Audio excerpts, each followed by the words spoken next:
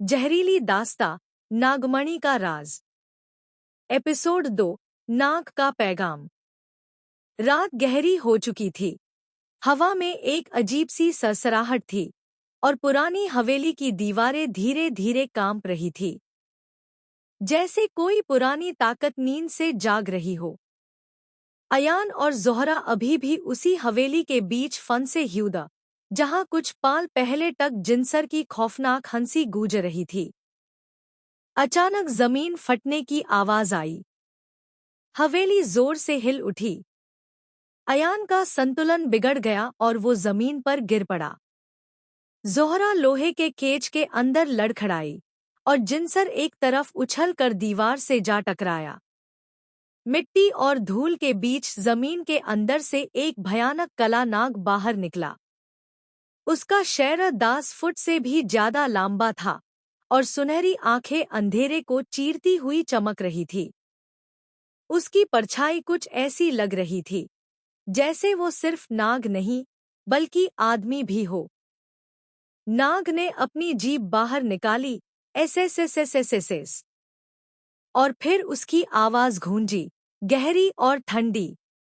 जोहरा, तुमसे एक बार फिर मिलने का वक्त आ गया। अयान का सांस रुक सा गया। वो धीरे से बोला, ये बोल भी सकता है? जोहरा कुछ नहीं बोली।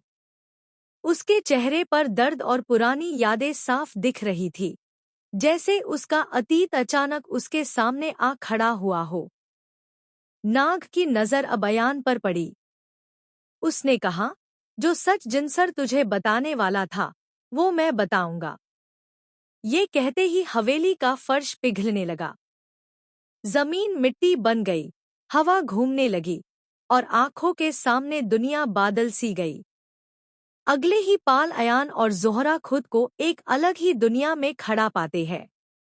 वो एक पुराना राज्य था, एक शानदार महल। जोहरा खुद को बच्ची के रूप में देखती है, छोटी सी, डरी हुई। एक नागिन उसे अपने फान में छुपाकर सिपाहियों से बचाने की कोशिश कर रही थी। पीछे से तलवारों की आवाज आ रही थी। वही काला नाग उन दोनों को सुरक्षित जगह की तरफ ले जा रहा था। उसने कहा, जोहरा, तू सिर्फ इंसान नहीं है, तू नागलोक की रानी के खून से पैदा हुई है। जंगल के बीच जोहरा के माँ बाप मार दिए गए। बच्ची जिंदा रह गई, लेकिन उसका रूप एक जादुई मंत्र से इंसानी बना दिया गया ताकि वो दुनिया की नजरों से छुपी रहे। सब कुछ अचानक गायब हो गया।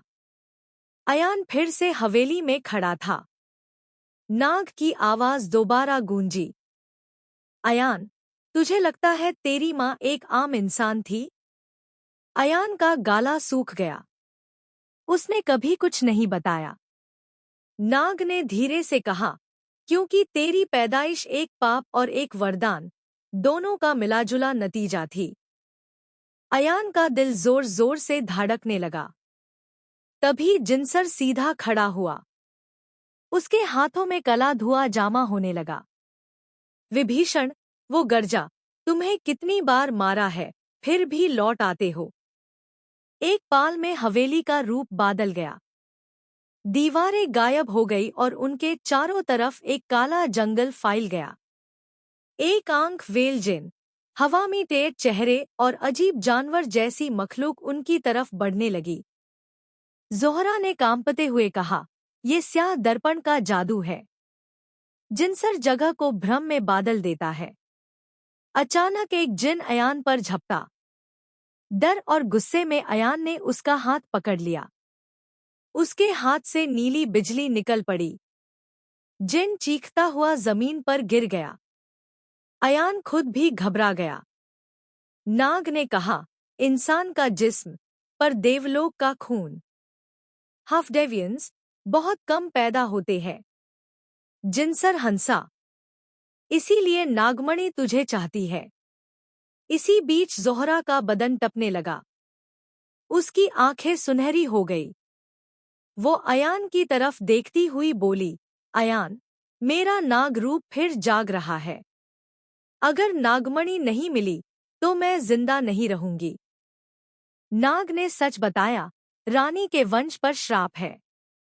जैसे ही वो 20 साल की होती है, उसका जिस्म पठार बनने लगता है। अयान बिल्कुल चुप रह गया। तभी जिनसर ने पूरी ताकत से हमला किया। नाग ने गरज कर कहा, अयान, ज़ोहरा को लेकर यहाँ से भाग जा। अयान ने ज़ोहरा को संभाला और कॉरिडोर में दौड़ पड़ा।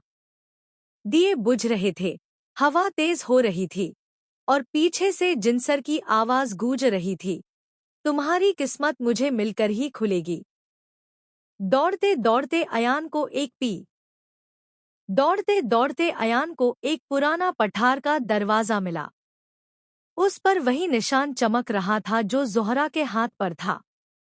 दरवाजा खुला और दोनों जमीन के नीचे उतर गए। नीचे एक छुपा हुआ शहर था, पुराने मंदिर, टूटे हुए सिपाहियों की मूर्तियां, डायरीज और एक सुनहरी तालाब। ज़ोहरा ने होश में आते हुए कहा, अयान, ये जगह मुझे बुला रही है। अयान ने एक डायरी उठाई। उस पर लिखा था, देवांश, नागलोक का वारिस। उसका सांस अटक गया। मेरी माँ मुझे बचपन में देवांश बुलाती थी।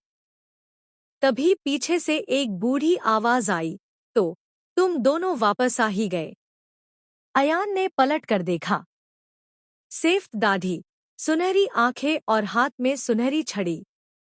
मैं गुरु अस्थिर हूँ, उसने कहा, और आखिरकार देवांश लौट आया। अयान का चेहरा जम गया। अंधेरा और गहरा हो गया और कहानी यही रुक जाती है। अगला एपिसोड और भी गहरे राज खोलेगा।